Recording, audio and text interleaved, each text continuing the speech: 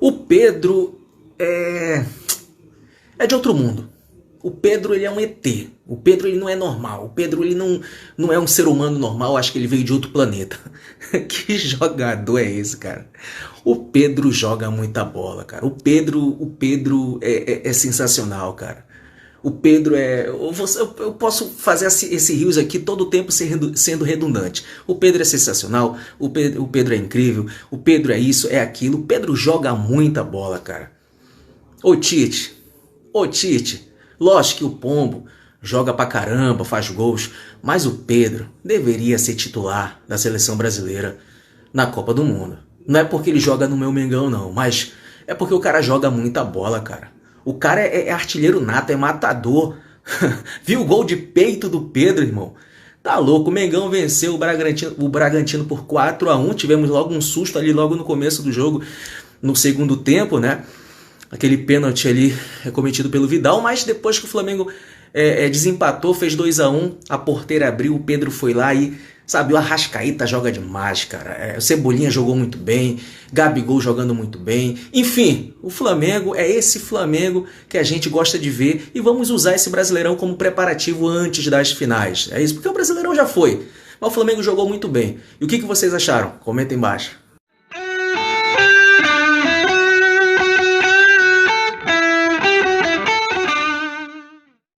Queria falar com você sobre a questão da confiança, né, do time, porque a gente sabe que a chance do Flamengo de conquistar o Brasileiro são chances remotas, né?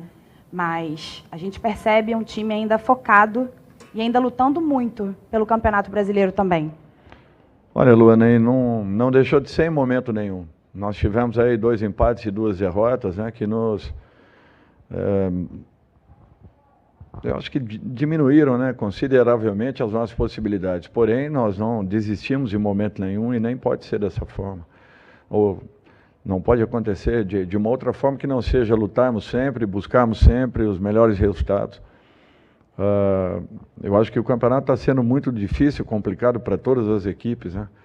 Principalmente para uma equipe como o Flamengo, que, graças a Deus, vem chegando na maioria das semifinais e finais, né, de competições que estão acumuladas nesse ano, e queira ou não, dificultou um pouco a nossa caminhada no Campeonato Brasileiro, até porque era uma caminhada de recuperação.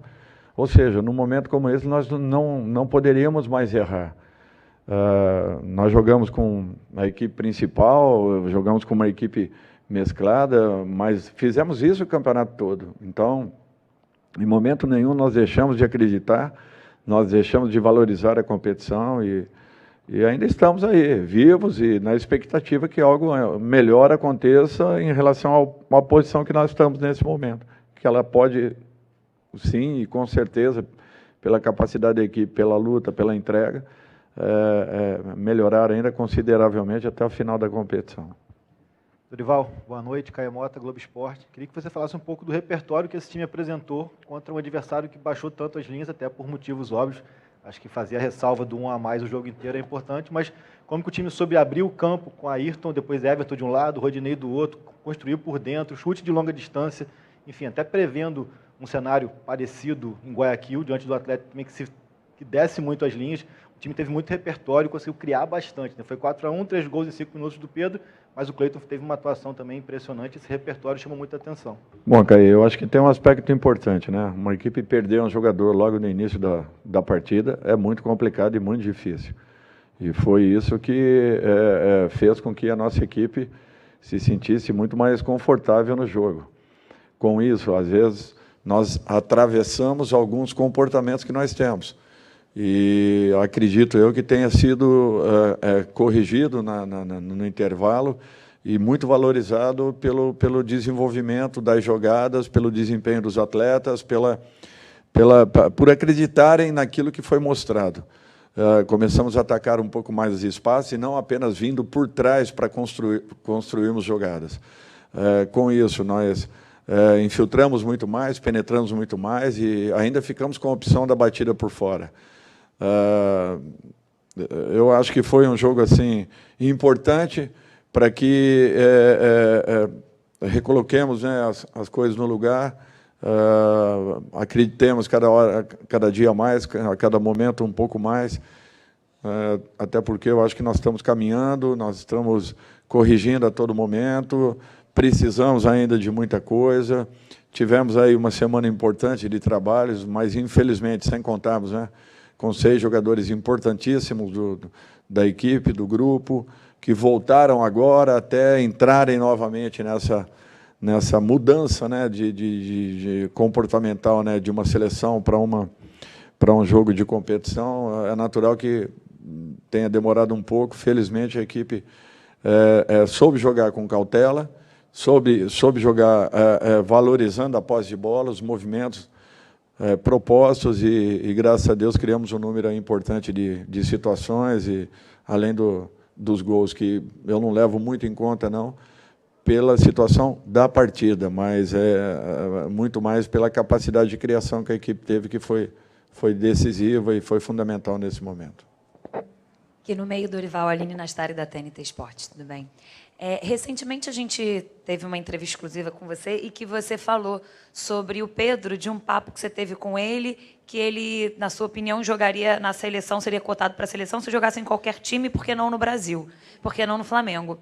E que como foi a resposta dele para você, enfim. E aí, nesse momento, a gente tem o Pedro voltando da seleção depois disso tudo, tendo entrado, tendo marcado um gol e vivendo essa ótima fase no Flamengo, tendo feito 3 gols hoje, e ainda o Tite falando muito de você e da sua importância nesse processo.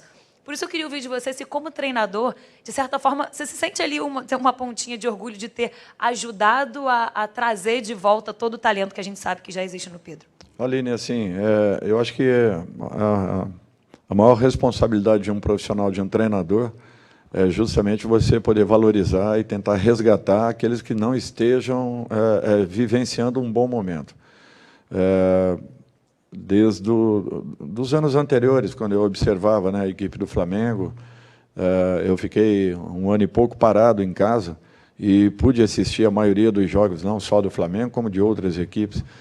E eu sempre senti que o Pedro seria um jogador que ele estaria atuando em qualquer equipe do futebol brasileiro, com chances, com possibilidades reais de estar se atuando, buscando uma vaga na seleção brasileira pela sua capacidade, pelas suas qualidades, pela condição que eu sempre vi no atleta, nos momentos em que ele atuou, tanto aqui quanto fora, como também no início com a camisa do Fluminense.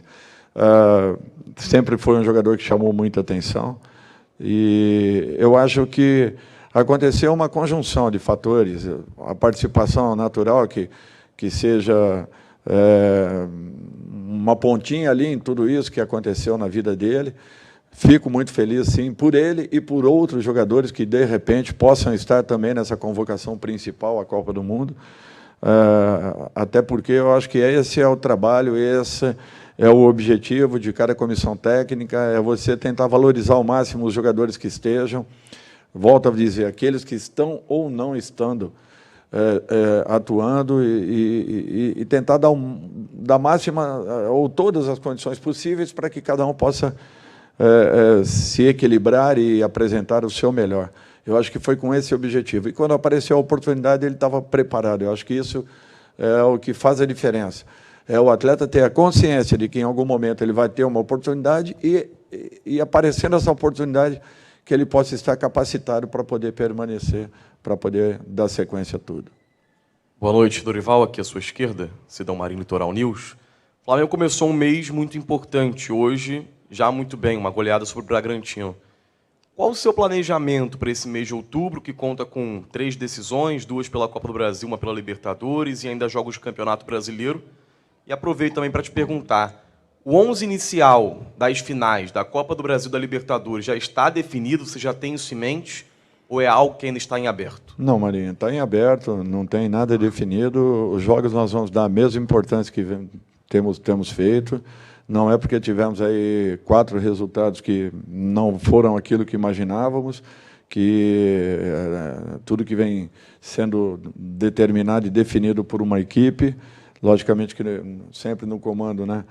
E a última palavra sendo dada pelo treinador, mas eu ouço todos os departamentos do clube para que em momentos importantes eu possa tomar decisões. Eu acho que no clube se trabalha dessa forma. O presidente nos dá toda a possibilidade e toda a condição possível, comandados pelo executivo de futebol, pela sua diretoria, por aqueles que estão diretamente conosco no campo, no caso Fabinho e Juan, que participam muito de todas as decisões internas e fazem com que a gente fortaleça o trabalho. Então, quando se fala assim, olha, nós vamos entrar com determinada equipe, tem muito daquilo que foi definido e determinado por todos os departamentos. Então, quando nós traçamos um plano, nós não mudamos. Aí pode acontecer o que for. Nós podemos ter um vento, uma brisa suave, podemos ter um pequeno terremoto que não vai alterar.